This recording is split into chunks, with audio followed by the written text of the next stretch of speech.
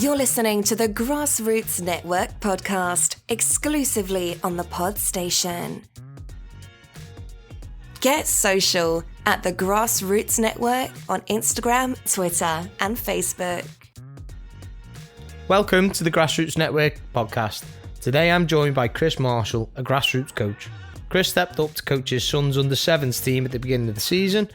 This is a great podcast to listen to if you're thinking of coaching a children's team or even just getting involved in grassroots football. There are loads of takeaways for coaches, parents and players, which hopefully you take with you into your future, into your own teams and your own clubs. Hope you enjoy the conversation and thank you very much for listening. So, hello to everyone. Today's guest is Chris Marshall. He's a parent coach from Bromborough Eastham Football Club, and last year his child went from under-6s to then taking league games, and Chris was one of the volunteers kind enough to take over, which was good. So now I'd like to interview him about his experiences and how he got on. So, is there anything that you had in football beforehand? Any experience in football, having coached grassroots or anything like that? Yeah, hi Isaac, thanks for having me. So I played grassroots footy from under-8s, went through to under-16s, played a bit of youth footy, then stopped playing 11-a-side. A few mates started playing 6-a-side in Bidston with Jerry, and then moved to Pensby. And I never played any 11-a-side, just played competitive 6-a-side, and then at 30, I jacked it in. I was bang average right back. Like all kids, I wanted to be a pro, and then quickly realised at probably 11 when I went to senior school, never got picked for the school team, that was never going to happen. Love footy, massive Tranmere fan, season ticket holder, and always wanted to be involved. And then when my son started enjoying the game and started playing with yourself at mini kicks, and the whispers going around, who's going to start coaching, I thought, why not? I said to my dad that I put my hand up, and he said, "Oh, Chris, what have you done? What have you done? You know what kids' footy is like." And to be fair, it's been tough, but it's been really enjoyable. I've never coached, no coaching experience whatsoever. So that's been a huge, steep learning curve. I'm an accountant, so the only bit of training I've done is with young accountants, helping them come through, which is not kids' footy. Did your dad have any experience coaching you when you were younger? No. So my family's it's a rugby family. Mm. My dad didn't really like football. I came home from school one day and said, "Dad, I've started playing footy in school. Can you find me a club?" And my dad picked up the phone Tranmere. I said, "How do you get a kid involved in footy?" So I went along to Glenavon when they were still playing on Glenavon Road, and trained at Walker Park, and started playing then. And my dad, he became the physio for the team, and he had this real rugby mentality, which didn't fit with footy.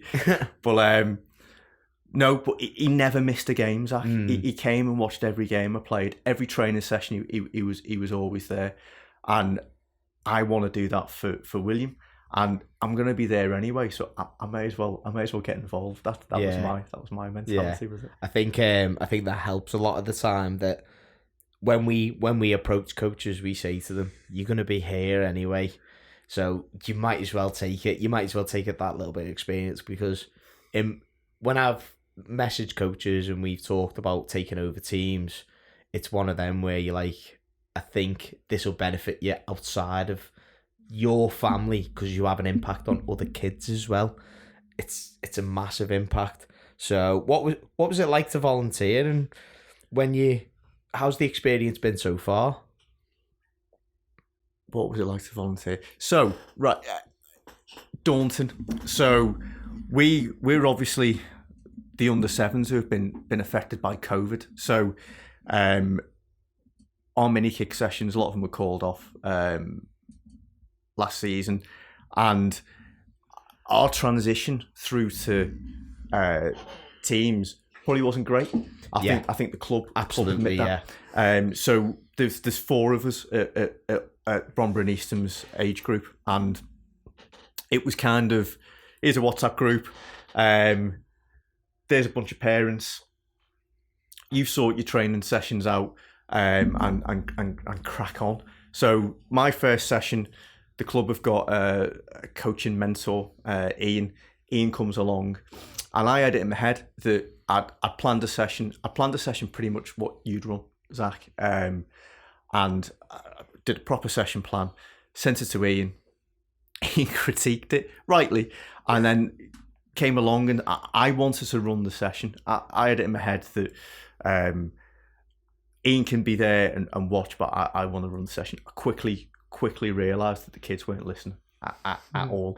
I hadn't coned off an area for the warm up, so the kids were kicking the ball in the nets. They were running around, and Ian was great. Ian came over to me and said, "Listen, try this," and he ran probably half the session, and it was that car crash I probably needed to realise that this is going to be hard. The biggest thing I was nervous about was the parents. You know, yourself, when you take your kids to stuff, you always expect the person who's running whatever you go to, whether it be swimming or rugby or whatever, you want them to know what they're doing. And I was like, I'm blagging this a little bit. Deer in headlights a little bit. Yeah, completely. So, but I've been really lucky. The parents have been great. But that first session through to the first game,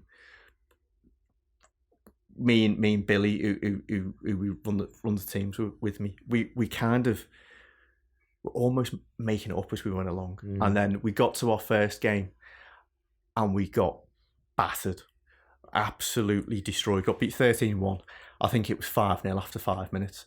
And it was that experience which made me realise what we needed to do. That it's all about getting the kids kind of organised, and ever since then it's been a lot easier. But that hammering was definitely a wake up call. You know? Yeah, and what's really interesting, because from my experience and having been in the sort of grassroots journey for so long, like I'm under 14s now.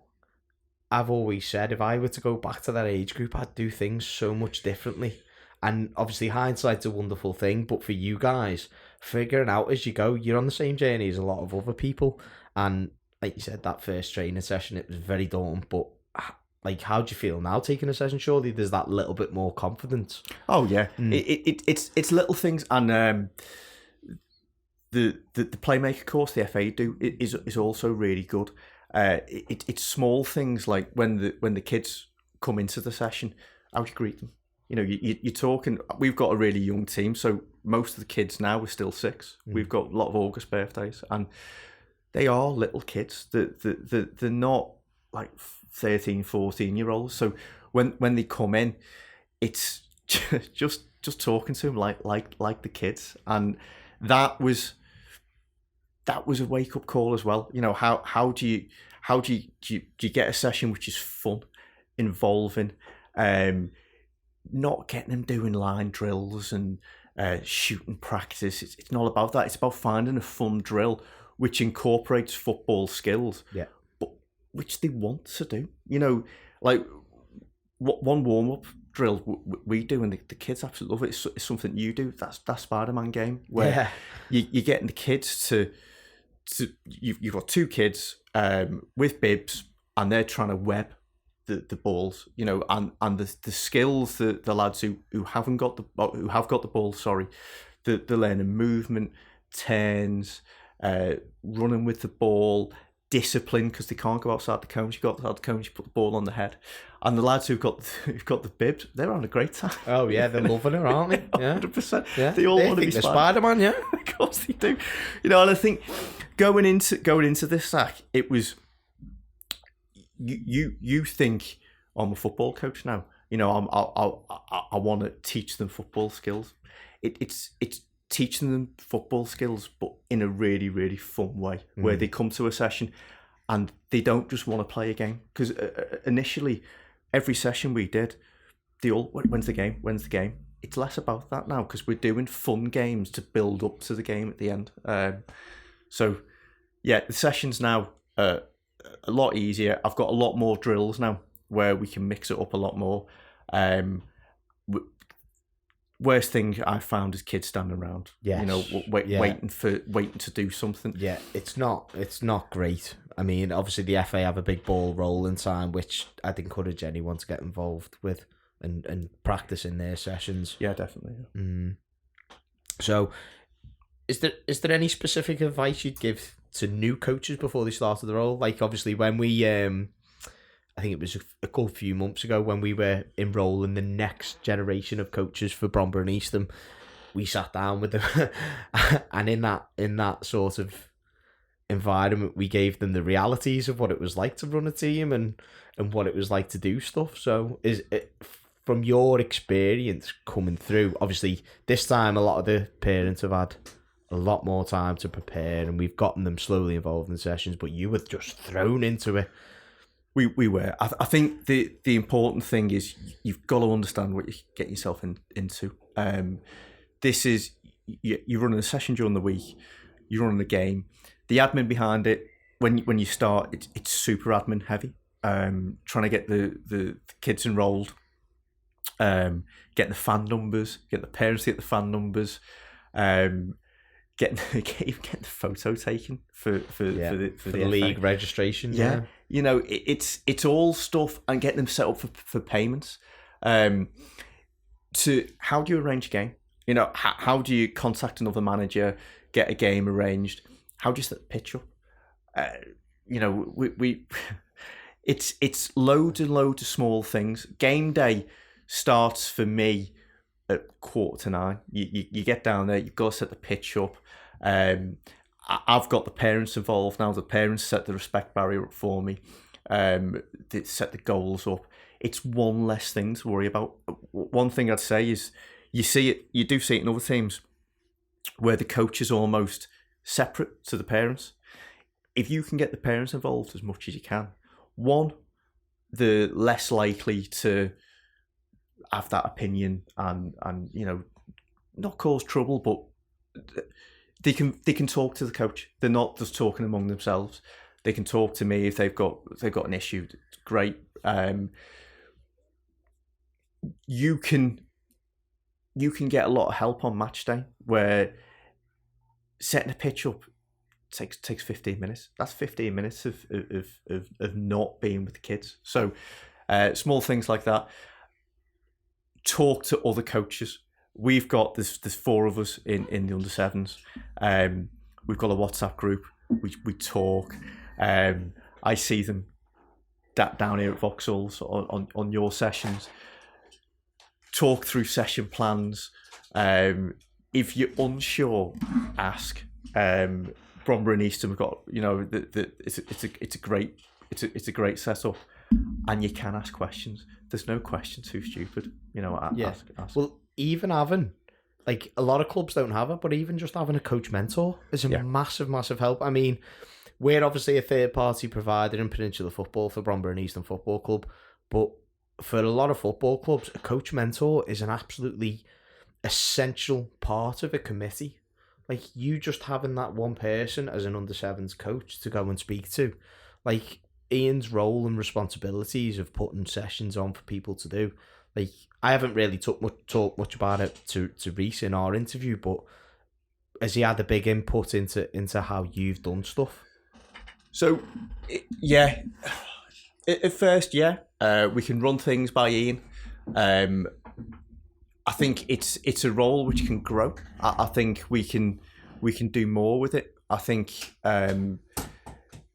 even having coaches attend other coaches' sessions, I'd fully support that. I think the under 7s coming through now, I think they should come and see the sessions we're putting on, see what we do.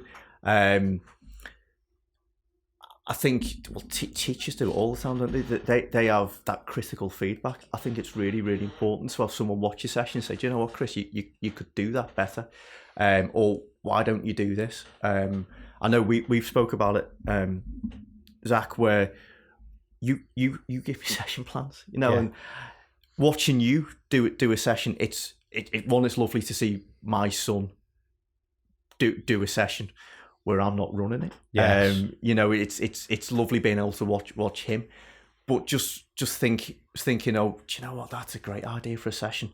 And we incorporate a lot of things you do, and I actively encourage it. I'm not an expert. Yeah. Well, that's.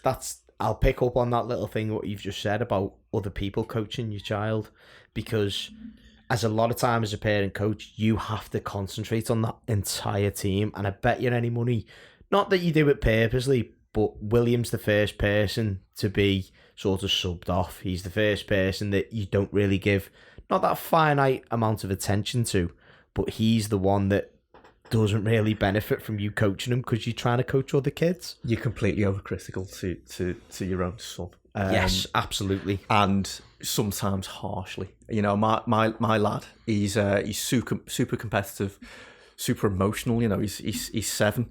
He wants to win, but he also he wouldn't mind me saying this. He moans, Zach, and I really can't stick moaning. He moans about everything, and one thing I will go back on is that you ref at under 7s, the home manager refs, and I didn't realise that. Yeah. And that's also something which I think you need to realise you're getting yourself into that. But yeah, if I make a decision, he's the first in my ear saying that's a terrible decision. And it's. I'm also overcritical on him, so I'll give a lot of decisions against him. So being able to come and watch him play, Zach, it's lovely, and I actually realised that he's not as bad as what I probably make it. And he's quite disruptive in my sessions as well, because I'm his dad. I'm not his coach, I'm his dad. And I always ask him to, if I'm doing something in a session, if I use you to demonstrate something, William, I need you to do it. Doesn't always do that. You don't listen to your own parents, do you? No, of course you don't. But if Zach tells me to do it, or another coach tells me to do it, I'm gonna do it for them, because that's someone different to me dad. Yeah, it's an age-old problem. We've had it.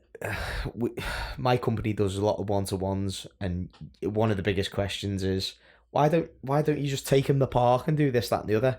If you try and do stuff with your own son or daughter, it just doesn't work. No. Because they're like, oh, come on, Dad, I'll just score a goal. And you're trying to be serious, and they can't do it because your dad, you fun, you this, that, and the other. And I take my hands off to a lot of parent coaches. I was a little bit different. I didn't have a kid in the team. I took my team over at under 6s when I was just a coach wanting to get involved. I'd finished playing and I wanted to really get heavily involved in coaching. And I think I earned that respect off kids first because I'm here out of my own time to do it. Now as dad, it's a little bit different, isn't it? I think the refereeing point as well is a really good point, because a lot of parents, that's where a lot of the stick comes from opposition lines, from your home pitch. And that I had a referee, a grassroots referee on last week, and he was saying that, some teams are worse than others. So how have you found it refereeing? Because I know a couple of other parents have had issues and stuff. So I love it. Yeah, I really enjoy it, and it's made me think, if I wasn't doing this and I didn't have kids, I'd actually get involved in refereeing. I really enjoy it. I think I'm lucky in the fact that I'm confident enough to say, if I've made a bad decision, I'll just say to the other coach, listen, I've screwed up there. And the other thing I do is, if I'm unsure, I'll ask. I've had one incident this season where I had a parent on the pitch for the opposition, and that's the only time where I've thought, this is ridiculous, and I won't name the team because I never put complaints in, but it was unnecessary, and it was all over. We'd scored a goal. One of my lads, their goalkeepers got the ball, boosted it up in the air, and as you know, under 7, as soon as that ball's up in the air, it's off again. And I was trying to get kick off, so I was just saying to Spencer, just a favour, pick the ball up. And I had one of the parents for the opposition team swear, get aggressive, blow your whistle, and it was a fair point.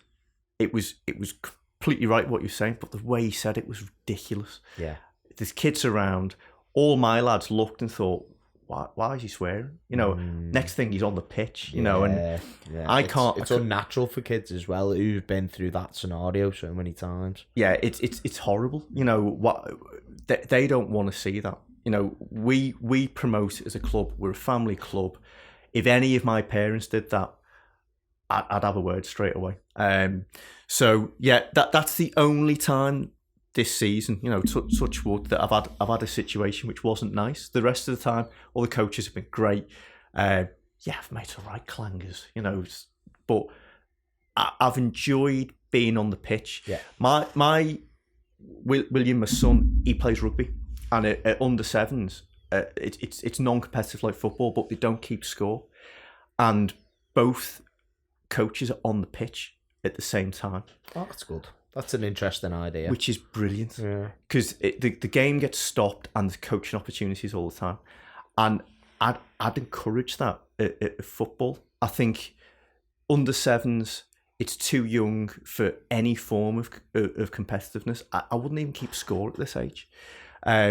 Because the kids get hung up on the score. Yes. When it's not about the score. It's about development. It's about them having fun.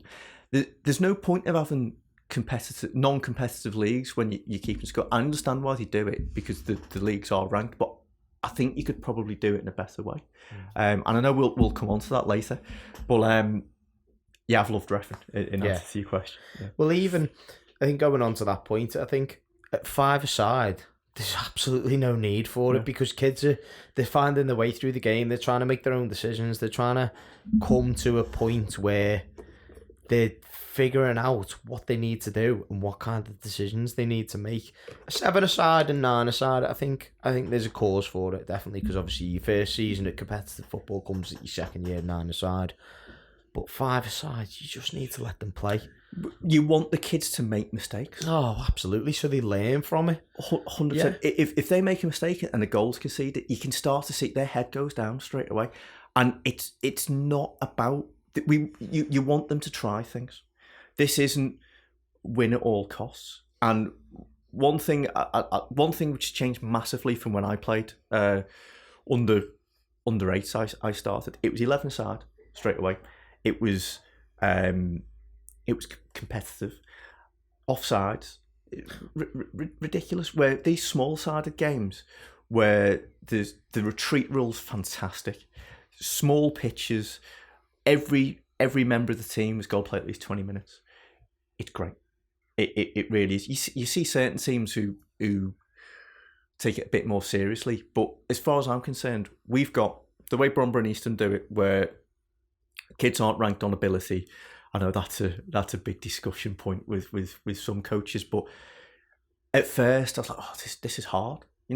Planning a session where you've got 2 lads who were really, really good for their age level, and you've got a couple of lads who are still really at the beginning of the football journey, and trying to plan a session. And Ian's been great at this, by the way. Ian said you can't run sessions separately for ability-wise. And at first I thought that's going to be really, really hard. And what it's made me do, it's made me plan sessions differently, where you get everyone involved, but there's a chance for everyone to develop at their pace, at where they're up to. So the fact that the leagues aren't competitive is great, but the fact that scores are still being kept, does it matter if you get beat 13-1? No. The kids take a knock from it.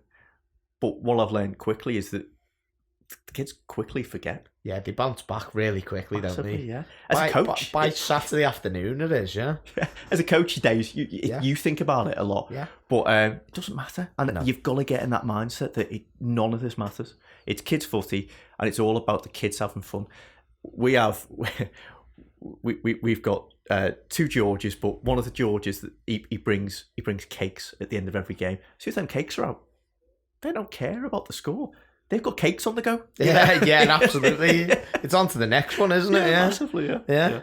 I know, it's so strange that there's a lot of kids that when you put them in that position, when you take the game too seriously, you find that come 8, 9, 10, 11 years of age, that's the reason why they're dropping out, because they've been in such a serious setting for so long that they just don't want to do it anymore.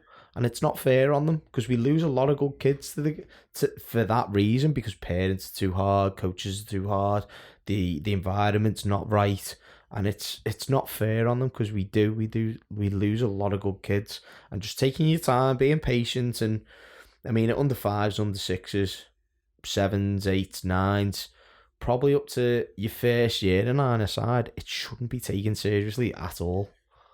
No. Do you think those acts, from what you've seen, the fact that there are scouts at the games, the scouts turn up and you can hear the parents, the scouts from such and such here. Yeah. That's not helpful. No. Well, having been a scout myself and worked within a professional environment, me personally, I think kids shouldn't be taken on or taken into that setting until they're 13, 14, because they've got the emotional capacity to deal with it. Well, I say the emotional capacity, they've got more understanding to deal with it. Now, parents need a lot of training on it, because at some point, say if an 8-year-old gets taken into a development squad or a development centre, the likes of City and Liverpool and Everton, stuff like that, where they're picking up, hoovering up talent from around the local areas, that kid gets their hopes up. And not more importantly, but more realistically, a parent does. And you see a lot of it on game day where, my lad's at City. No, he's not. He's at the development squad, where City think there might be a chance where he could be taken on later on in the stages. Scrap that, get rid of it, and let kids play grassroots football, because the standard's just the same. For me personally, and I haven't seen it at such a level. So no, I agree. I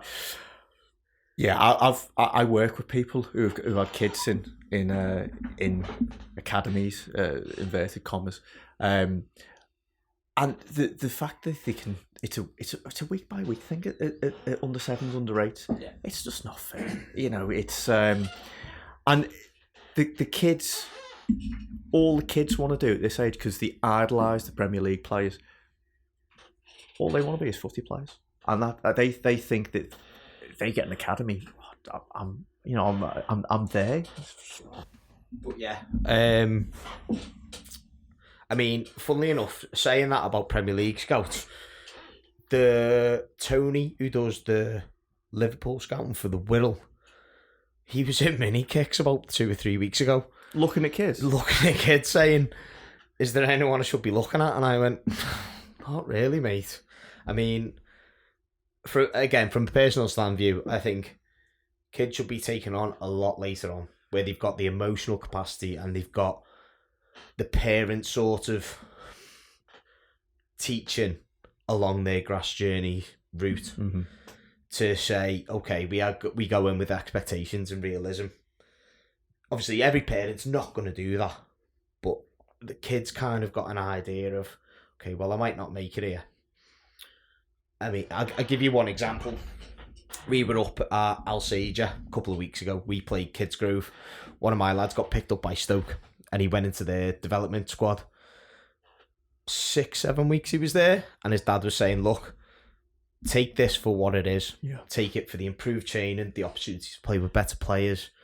And he did, and he said, don't read too much into it. If you make it, great. If you don't, you don't. You've still got a great grassroots team to fall back on. Eventually he was released, and they gave him points on how he can improve and stuff. And he turned around for a 14-year-old lad and he went, thank you for the opportunity. I will take what you've done and I will move on and I will do better from it. Amazing. And funnily enough, that lad's my captain. Yeah. But in the grand scheme of things, that's what you want. So has he come back into your team? Fine, playing. Yeah, well, he was in our team anyway. He could still play for us because he wasn't signed properly. Yeah. But the opportunity, that's what I think parents and kids need to understand.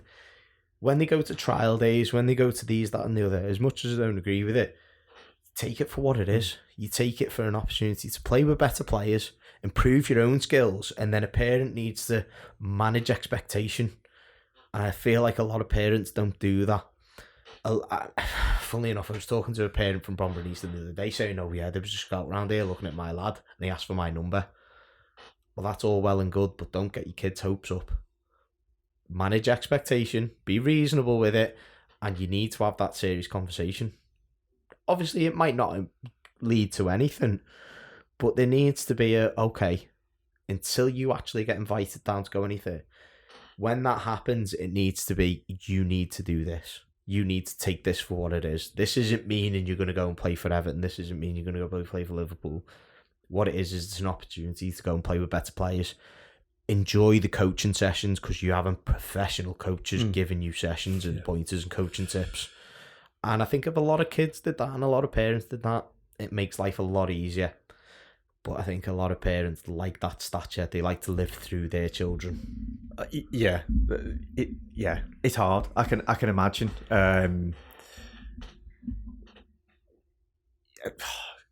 A lot of people live the failed dreams through the kids, don't they? You know, and no matter what that might be, it might be the career you want your kid to go on, or sport, or whatever. But you've got to remember the kids. They're just kids.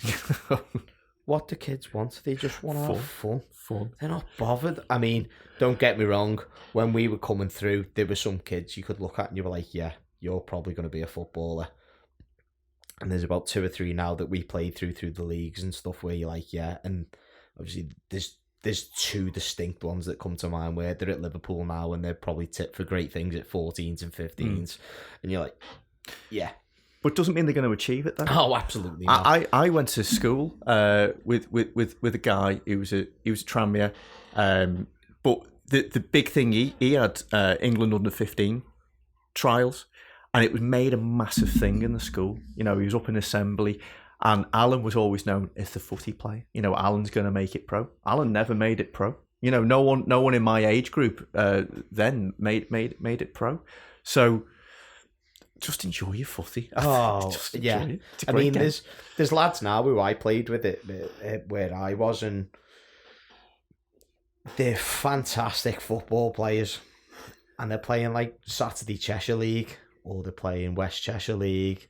Sunday football, obviously in Birkenhead and Wirral, is a massive, massive thing. Yep. And you look at the amount of players who are enjoying the football. I mean, I've always said to our lads, Vauxhall Motors are in the North West counties, probably go up over the next couple of years into the Northern Prem.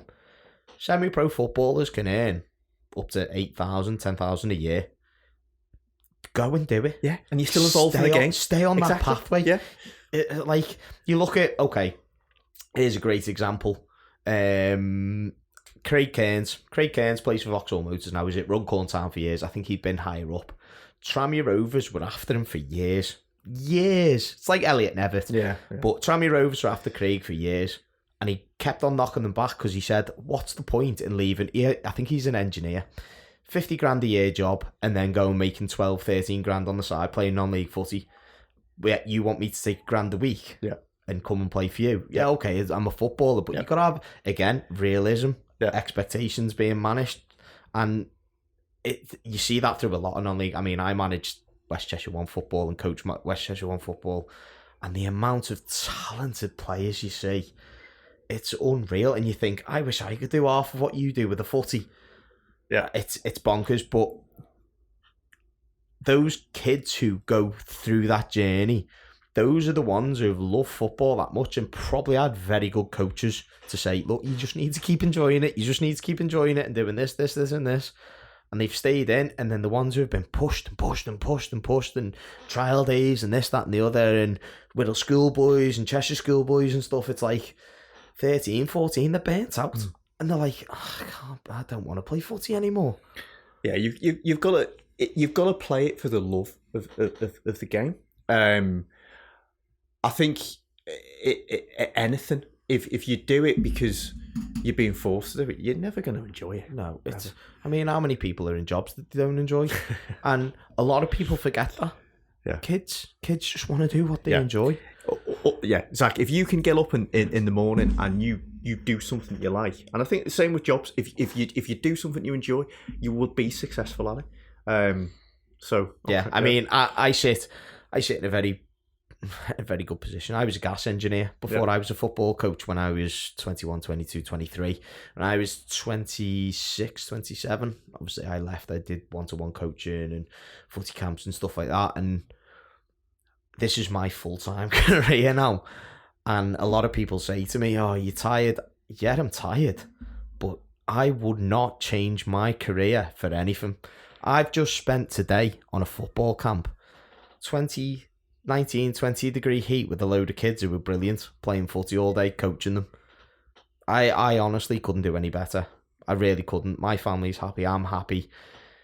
It just, when you find that career, and that came from a base of coaching grassroots football.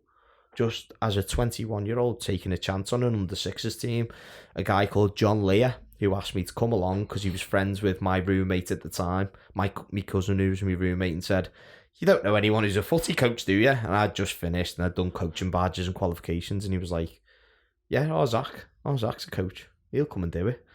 I was like, giving this group of 6-year-olds who, as a 21-year-old lad, you're like, similar to you, what do I do? And like I said to you, if I could go back, my daughter's 3 now. When she's 4, 5, everyone's going to be looking at me to coach. And that's going to be difficult because I would do things completely different. Don't get me wrong. Libby keeps saying to me, "You're going to do it, you're going to do it." And I keep saying, "No, I'm not. I'm going to let someone else do it because and I'll help." Yeah, I've got a 2-year-old, and I've been thinking the same because I know Chris Carter at Bromborough Eastham, he's got 2 teams. I've got no idea how he does it, but I think it'd be hard to watch and see all the mistakes you've made, that coach making. Yeah, I think just giving points, advice, help. That's what I'm 100%. Looking forward to. Yeah. I want to be that person there that someone can lean on and say, "Am I doing this?" Yeah, absolutely, mate. But also, I appreciate your time you're giving to coach my kids. Yeah, because that's a lot of things parents don't understand is when they come to you with issues and problems, you've spent your entire week planning sessions, planning games, setting up pitches, doing whatever to coach their kids and benefit their sporting journeys or careers. But suddenly, if you've missed 10 minutes of game time, it's like you're the worst person in the world. That's one thing I've struggled to deal with over the years and stuff like that, which, you know, it comes with the territory, but it's how to handle it. But people, parents, kids have to understand you're giving up your free time on a Saturday. Do you want to be setting up goals and coaching a team when realistically you could be down Parkgate having an ice cream with William and your missus? It's as simple as that. You could be going the caravan and doing all this other stuff, but you're taking your time to do it. No, yeah, I agree. But I love it. I know you wouldn't do it, Zach, would you? If you didn't love it. Of course you wouldn't. And I get so much joy watching William play sport. My Saturday mornings, he swims at 8 in the morning. We go straight from swimming straight to footy. And then in the afternoon, Tranmere playing with the match, watching Tranmere. Sunday, he's playing rugby in the morning. He's playing basketball now in the afternoon. Brilliant. You know, and one thing I always took from being a kid, my happiest memories were playing sport. It teaches you so many life skills. Team sport in particular, if it teaches you teamwork, how to communicate with people, you're active, you're learning new skills, you're problem solving, and just from a social point of view, footy's great. You know, if I see a lad now who I played footy with when I was 13, you still talk to them, don't you? Old coaches. And one thing which has changed massively, when I was playing grassroots footy, coaching wasn't really a thing. No. But back then, we had one coach for a year. My best mate in school was a guy called Sia Makamini, and his dad was called Amir, and they were Iranian. And Amir played top level footy in Iran, and he was a scientist, and he came over to work in the university in the UK. And when Glenavon, they got too big, and they split the kids. So you had the good lads went and played for Glenavon, and you had the not so good lads who went and played for the Colts. I was a not so good lads group of lads, and I went and played with Colts. And Amir put his hand up to coach, and he was technically unbelievable. Like he'd start the session and he'd be dribbling the ball on his head, and he taught us how to play footy. But we only had that for a year, and then he moved away. And then one of the other dads picked up the team, and Paul was great. He kept the team together, but he wasn't a coach.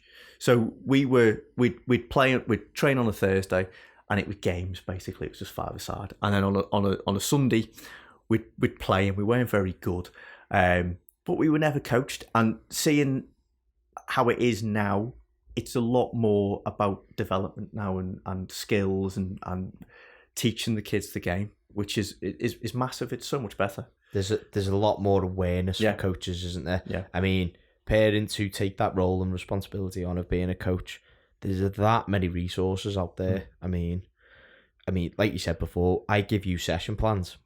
Majority of the session plans I get, yes, I've had experience of doing them, but I pick them up from online resources. It's really, really easy to go on. I'll give you a couple as a little name drop, but Ultimate Player HQ, who's a good friend of mine, absolutely fantastic sessions. There's Sunday Share on Twitter. There's absolutely loads. Twitter's brilliant. Oh, Twitter's fantastic. So good. I mean, even just ideas of picking up, because you don't have to be 14s, 15s, open age, academy level coaching. It's literally for everyone, and even little tidbits that you can take. And like you say, if you're passionate about it and you love to do it, you'll go and find them, and they're the hidden hours that people don't see and parents don't see. The FA is great as well. Oh, so, yeah. There's a lot of the sessions the coaches, England coaches, do with the men's senior team, warm-up games, which we do. Like there's one you did a couple of weeks ago, Zach, where they couldn't move, and it was almost like netball. Yeah. England men's. That's a warm-up session for England men's. And what I didn't realise was the top-level coaching. There's technical, they work on shape and stuff, but they're doing a lot of stuff we're doing at under sevens. Relay races, social interactions. It's teamwork practices. Yeah. It's all these things that are transferable across all age groups and all abilities, and there's a reason for that, because it's still developing every single player, every single sort of age group and ability. It's madness that little ideas can come from such the smallest things, and everything's transferable, everything.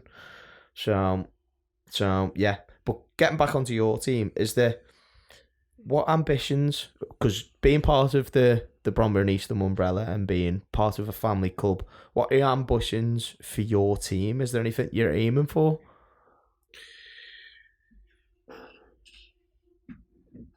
Development, Zach. I think I've been thinking about this, and from an ego point of view, I'd love to say, do you know what? I want us to be a Division 1 team. Well, that's for me. That's not for the lads. That would be for me, and that's not right. So, when we started the season, we had, as I said before, we had two really good lads, and then we had a real broad mix of ability down to a couple of lads who they were really at the beginning of football journey, and seeing the improvements during the season. And everyone said to me this would happen. So the two good lads are still two of our best lads, but they haven't made the seismic improvements which other lads in the team have. We've got a lad called Joshua Boland. You'd have known him from mini kicks. He's come on massively. He's probably our best player at the minute. Josh, he's athletic. He's big. He's strong. He's strong. Yeah. He gives everything. He doesn't give up on the ball. And I've seen during the season just small things like Cooper. So Cooper, I love Cooper. What a great I absolutely loved him. He's just so enthusiastic. Yeah. And I spoke to his mum, Sue, and I said, listen, me and the coaches, we've been talking. We think he might be a keeper, you know. And she's like, oh, don't say that. I get too... it's a Spider-Man stance. That's what it is. It's what it is, yeah. And what we made the decision in December that for Cooper's 2 quarters, we're going to give him a go and goal. And we've worked with him a lot since January, and he loves it, Zach. When he made a save a couple of weeks ago, and he'd palmed the ball, and the ball was still in play, but he's jumping up and down like he scored. Yes. I picked the ball up, Cooper, and just seeing that enthusiasm, you know, it's great. And all the kids love the footy. We started with 9, we've kept 9. We've had non drop out, and they all turn up to the sessions. They love it, and yeah. It's frustrating sometimes. Some of the sessions are really hard, especially when it's cold. You know, Oliver's mum won't mind me saying this, but he turns up with a woolly hat on, a snood up to his nose, about 5 layers on. And it was sunny a couple of weeks ago, and he had sunglasses on. Literally, you couldn't see any skin. And I was like, Oliver, you can't wear sunglasses, mate. You can't. My mum said it's okay. I'll speak to your mum. You need to take the shades off. But it's ambitions for the team. Just keep enjoying it, Zach. When we get to competitive, there might be an ambition to move up and improve. But at the minute, we're Division 4, and that is our right level. We're a Division 4 team. We've won as many as we've lost. We've had a couple of heavy defeats, but the heavy defeats, those teams have moved up to Division 3. All our other games have been close, and it's again, like I said before, it's not about the score. Yeah, it's about them enjoying the footy. I think from a league point of view as well, you find there's a lot of changing and chopping in leagues because 5s, 6, under 7s and under 8s at 5-a-side.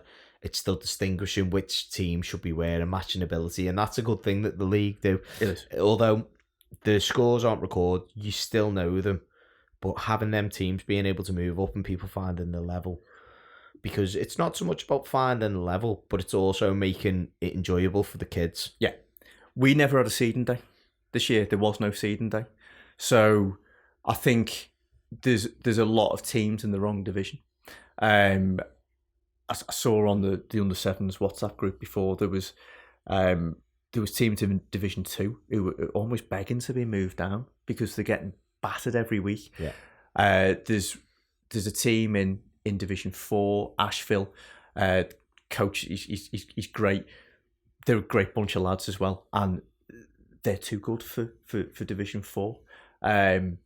And there'll be teams like that in each division. So hopefully in the summer there'll be a shake up and that'll be fixed. But it's all about enjoyment. Zach. Yeah, I think with Bromborough Eastham the way it goes, hopefully the older teams at under 12s and 13s now, hopefully they progress through to make that pathway to 16s, 17s, potentially even open age. I think for you guys, having teams at open age and having kids who've been, from a personal point of view, if we had kids who are from like First Kicks, Dan Platten, all these kind of kids, all Ted Chappells and stuff like that, even the likes of your William and all these teams that we've seen come through, Kieran Patton, if they go through to 14s, 15s, I'll still be on South Whittle Fields looking at them playing 9-a-side. Yeah.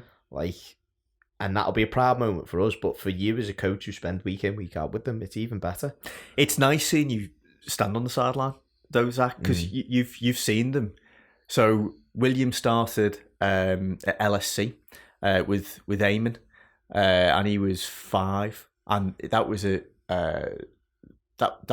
Oval. Which, by the way, you couldn't get a better person to start your football off. What a guy. I'm hoping to get Eamon on here, and hopefully he listens to this, because I will be texting him and getting him on, because his out views of 3s to 5s football is fantastic. It's perfect, Zach. Yeah, it's perfect. It's all about, like, he's the perfect guy to get kids involved in footy. 100%. Because my 100%. William adored him. Yeah. And the pandemic put a stop to that. Well, as you've probably seen, when your William was first there, he was very close to joining our team. And unfortunately he had a career change for a little bit and he's doing his own thing, footy bees, but he would have been ideal. He would have been absolutely perfect. He would have been. So he ran a session for 5-year-olds through to 9-year-olds. So William was playing. Well, William's first session was terrible, you know. But playing with the older lads and the way Eamon structured the sessions, because they were long sessions, they were 2-hour sessions, and they'd stop for lunch. But they'd stop for lunch and they'd do coaches challenge where the parents got involved, and they'd sit and tell jokes. And it was, well, it's great because that's part of footy. Oh, you know, the banter of footy, that's what everyone turns up for. Yeah. So that was great. And when that stopped, one of the neighbours said, "Go along to South Wirral. You know, Bromborough Eastham got a great setup there," and it's a fantastic setup. And I think what Reece has done with the club, it's really ambitious. He's building for a future of a football club. So having that pathway into teams is brilliant. And what you guys are doing at Peninsula and the partnership you got with Bromborough Eastham is wonderful. Yeah. You know? Well, that's I'll have to give. So my former business partner Lachlan, he used to do 1-to-1s with Ollie and George Chappells, who obviously Gareth's part of the committee, and over lockdown he asked us to do training videos for the club, and then we just put it in motion, and they asked us if we do this and this. But in terms of your club, Bromborough Eastham, I've sat down with Reece, and Reece has done the podcast, and it's very much planning for the future. So if anything were to go wrong, there's still a foundation, there's still a platform there for people, and the values that are put into the club, it's across the board. He's really strong on that as well. Yeah. People have got different opinions on the way the teams are structured, and I don't think there's a right way of doing it. You've got clubs who rank kids on ability, so you've got a Division 1 team, Division 2 team, Division 3 team. But for people who don't know what Bromborough Eastham do, is they're completely mixed ability teams. You've got lads who could play Division 1, Division 2, but you've got lads who are probably Division 5, Division 6, and you put them in a team, and it's all about fun, and it's not about winning at all costs, which is other clubs they will have a Division 1 team, and you know you see the WhatsApp groups where there's tournaments and saying only really want Division 1 teams. I don't think that's the right way of doing things. Absolutely not. You know. No, I mean the way our company structure is, there's a lot of people who cater for that 1% and 2% who are going to go off and potentially go into academies and play really good standard. But a lot of people forget about the 98%. Those 98% of kids, they want to play football. They need a place to go. They need someone to give them encouragement. They need that professional side of coaching. And don't get me wrong, there's a lot of coaching companies now, and they do things very, very well. Very, very well. And now is the best time for kids to be coached, and hopefully we start to see the benefits of it in the future. But a lot of people forget values and stuff like that. I mean, I coach at Vauxhall Motors, and we have a pathway. We have that sort of structure to go into the first team, and that's what I coach my lads to think of that. So on a Tuesday evening tonight, we're not training because it's Easter half term. The first team, if they haven't got a game, they train straight after our 14s. I will encourage our parents and our kids to stay and watch the first team train and go, this is what you're aiming for. It's not Premier League, it's not Championship, League One. If that happens, great. But ultimately, you want to be here. Yeah. This is what you want to do. Yeah. And I think for Bromborough Eastham, it's a little bit different because that pathway isn't quite there yet. But there probably will be to go into open age football. Yeah. But that's... If you give kids an opportunity to go, this is what you're aiming for. And if you enjoy that journey in that middle area, then you've got nothing to worry about. Everything's going to be good, and you're going to enjoy your football. So... But talking about your ambitions and talking about bits and pieces and the short spell you've been coaching, is there a particular philosophy you've got personally as a coach? Or is it similar to the club? Or have you not kind of felt you've had time to develop your own philosophy yet? So when when I started, I thought this was something would be quite easy to do, get a philosophy. But I quickly realised that wasn't the case. And I think at under sevens, you can try and get the kids to play out from the back. You can try and implement some long ball, but it ain't going to happen. No. And I think what I've learned is lots of voices from the sideline isn't helpful to the kids. And I'm actively encouraging our parents not to shout instructions to them. I think it's too much almost for the coach. What we played another Bromborough Eastham team last week, Pete Whitby's team, the Rhinos, and our lads. What we do from we try and play out from the back. So we'll give it to a William or a Charlie who can make something happen. They quickly cottoned onto this, Zach, and they played the most aggressive press you've ever seen. And it was at that point where you think, wow, that was good. And trying to talk to the kids in between the quarters to say, listen, they know it's going straight to Charlie, so let's mix it up. So, I think under sevens is too young. You know, Chris Marshall's style of play hasn't been developed yet. But I think one thing which is good, and I think the rise of the Jurgen Klopps and Pep Guardiolas is that attractive football wins. Yes, and I think as a country, because we've had this win at all costs mentality, we've not had an attractive style of play. And I think having the top coaches in the country and the kids watching Man City and Liverpool play, they've realised that it's not just lump it long, you know. And the kids, I was talking to someone earlier about this. The kids play this diagonal ball at the minute across the goal because they see the pro teams do it, and it gives me a heart attack every time they do it. And in your head, you want to shout to them, "Kick it long," to get rid of it, get rid of, take the danger away. That's completely the wrong thing to do. You know, you want them to try things. You want them to try it and turn the way out of trouble. And one thing we do in training now, we do a lot of one-on-one. Yes, because as a kid, I didn't have the confidence to do that. I didn't have the confidence to do that because I didn't practice. So getting the kids to make the mistakes, but have the confidence to keep on going back and doing it. If one thing we do as a philosophy, if someone makes a mistake, nobody can criticise. No parents, no child in the team.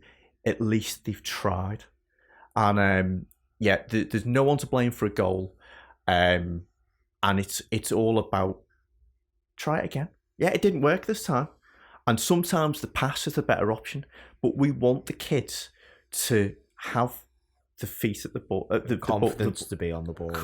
And that goes for all of them, Zach. So even the weakest player, what we do in training, we'll do 2-on-2. We'll do overloads where the strongest player might be the defender, and you've got 3 of the weaker players, and they've got the confidence. Do you know what? I've just beat Charlie Sneed here. You know, how good's that? So yeah, it's all about that. And one game we do play, which encourages the better players to help the weaker players, and it's something you do in your sessions where you have the 5 gates, and you split them into 2 teams, and it's all about getting each player through the gate. So the best player will get through the gate first. That always happens. That's gone. It's out the window then. Yeah. You've got different problems to solve. You can't go through the gate again. Yeah. Oh. So how do you get the weaker lads through the gate? And then whichever team wins, it's a massive celebration because that weaker player, they've won. They've been part of it. They've won the game for the team. They've done that, and we make sure we make a big fuss over that. So we do a lot of that, and we do a lot of one-on-ones. But it's all about the kids have got to enjoy having the ball at the feet. It's not about, I've got the ball, I've got to get rid of it, because no one enjoys that. Yeah. Well, that's one thing that frustrates me is when kids come on footy camps and we do tournaments and stuff like that, a lot of the kids kick the ball away. There might be last couple of seconds and they go, get rid of it. No. Concentrate. Yeah. Take your first touch. Be confident on the ball. because it's only going to benefit you. I'll tell a really funny story because hopefully this gets back to the kids' coach. We do sessions at the Hive, and it's just a footy session up in the afternoon. And one lad who's particularly really high ability, he tried to rainbow flick someone, and it came off, and he did it, and he scored. I said, Jonah, would you do that in a match? And he went, no, my coach would probably tell me not to do it. And I went, don't listen. Probably, sorry if the coach ends up listening to this, but this has come from me. Don't listen to him. You need to be confident on the ball. You need to be able to know that if you want to try something, you can go and do it. And if it doesn't come off, it doesn't matter. Because until you're playing in the Premier League, when Pep Guardiola or Klopp tells you to go, you pass to the fullback and the fullback goes there and you go there, there's no need for any instruction.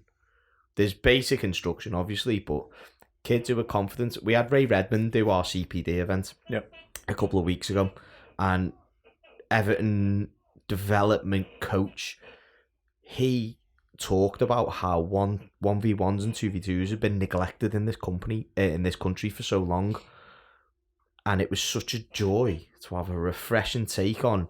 One of the things he said, kids statistically up to under 9s, 10s, they have tunnel vision. Yeah, they see the ball at their feet, and that's the only thing they can concentrate on. So why not give them the opportunity to do as much as they can with the ball?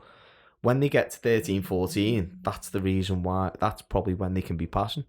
In Germany now, up to under 9s and 10s, they're playing 3v3 football. And that seems to be a massive step forward because it's, again, encouraging 3v3s in scenarios and situations. I guarantee probably 10, 15 years' time, Germany will be winning World Cups again and stuff like that. Yeah. The other thing is, Zach, is that why do they need to play in big goals? Yeah. Because they're 6 foot high, 11 foot wide.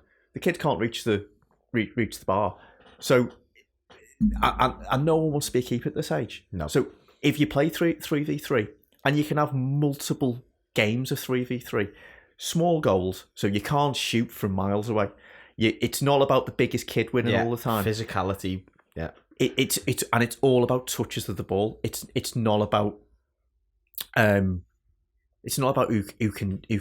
got the best keeper, which sometimes unfortunately it under can come down to, can't it? Unfortunately, Zach. Yeah, we played a game a couple of weeks ago, and they had an unbelievable keeper. It was unbelievable, and we had one of our little lads in goal, and he wasn't great. And they scored 2 goals from the halfway line, and they won the game based on that. And it feels like a cheat, doesn't it? Well, yeah, and ultimately it doesn't matter. But if you played in small goals, and if you've almost got to pass the ball into the net, development-wise, they're going to learn a lot more. I'm sure they would. Yeah. And it stopped shooting drills as well, which is pointless. Yeah.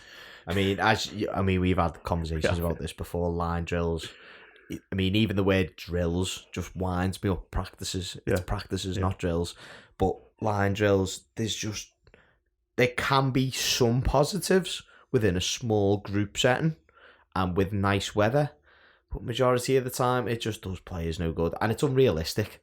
For me, unless you've got certain situations where you're playing different passes from different angles and stuff, and you're doing game scenarios and you're doing phases of play, there's no benefit to it. No. And what every under-7s team does, us, my team included, before a match, we do shooting drills. And every team does it to warm up. It's the worst warm-up because the kids are stood in a line and they're getting very little ball time. And they're just booting the ball into the net. And I need to change that actually because I can, but I don't know why we do. Yeah, it's like default setting, isn't it? 4-4-2 and stuff like that. But in terms of a good warm up, what I tend to do with our boys is I set up a square split in half, and one half is everyone has a ball apart from 2 players. You have to go round and get the ball off someone.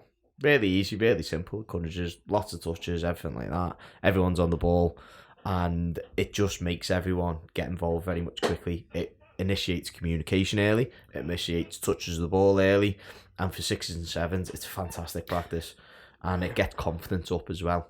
Yeah. But nipping away from that, we'll talk about how grassroots football can kind of be improved from your point of view, because as starting off your journey, I have a lot of opinions about from when I started to now, but you're pretty much beginning of your journey, and the first year or two of what you do is very important because it shapes your opinion of how you do things. A lot of people fall away, but a lot of people stick at it. Yeah, so I think, as I said it before, there's been a lot of improvements already. The small-sided game's great, the treat rule's great, five-a-side great, rolling subs, brilliant. I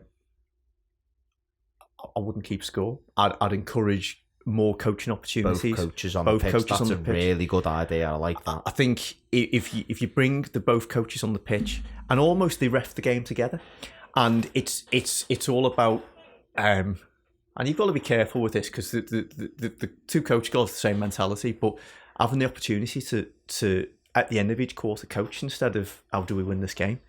There's that.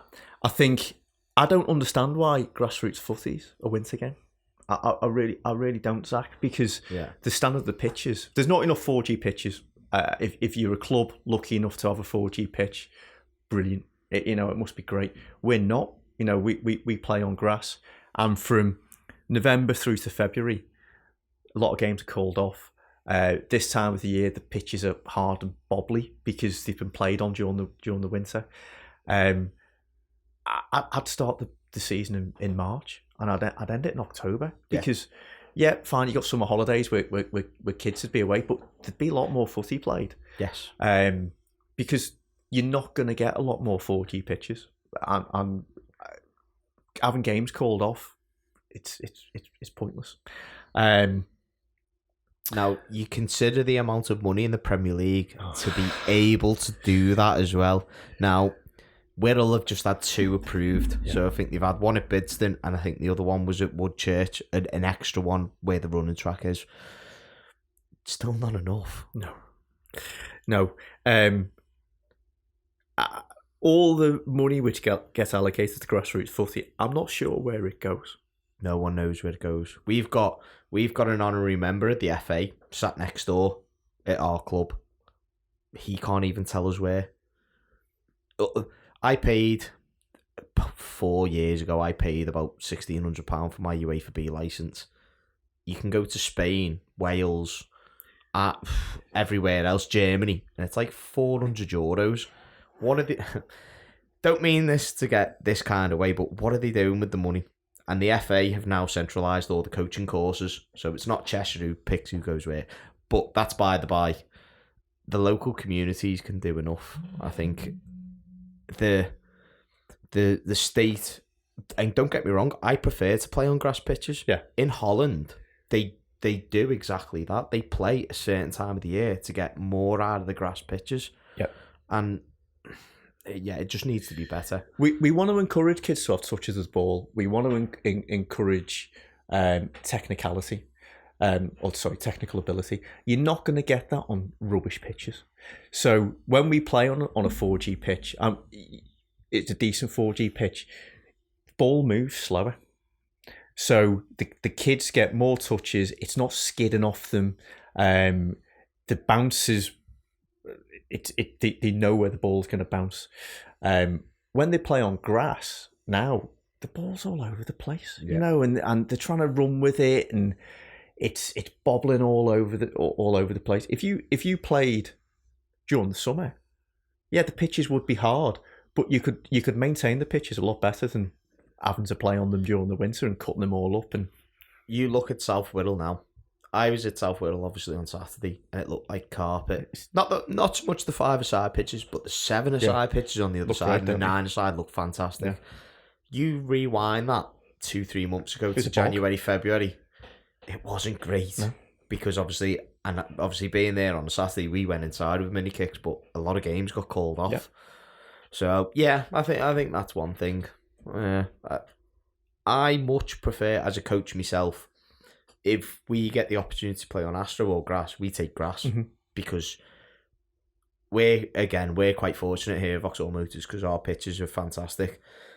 But our lads prefer to play on grass rather than Astro because of that reason. You know where the ball's going to go. It's skid. You play against the good team as well, and they zip the ball around, and you can slow it down on grass, and it becomes more of an equal opportunities for teams.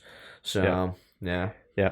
The other thing is my son plays rugby, and because the clubs in rugby have facilities where changing facilities, Zach, you don't have that footy at the minute, do you? Not for youth and juniors anyway. So at the end, the home team will obviously host, but after the game, it's all in the clubhouse. There's hot dogs for the kids, and it's all about again fun, mixing. Could you imagine that at footy, where you could go and have a facility where you can go and put food on for your away team? One, I think if because the culture of footy at the minute, it probably wouldn't happen. No. Well, we have it here, mate. So we had Aunt Salem's rugby club up here for a year while they were having or 2 years while their clubhouse was being built.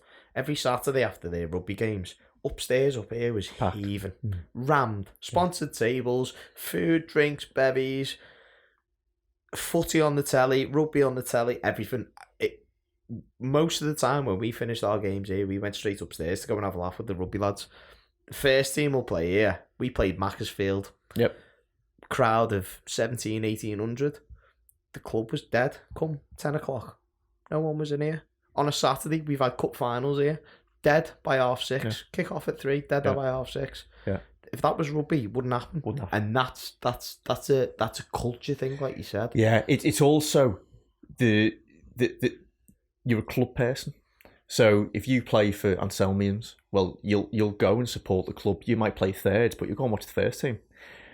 Don't have that in footy, and that's got to change. Footy's a massive game in this country. It's national sport, but grassroots footy is so behind other sports, and there's so much money in the game. It needn't be like that. Like I know Reece has got huge ambitions for the club to grow it and go to open age. But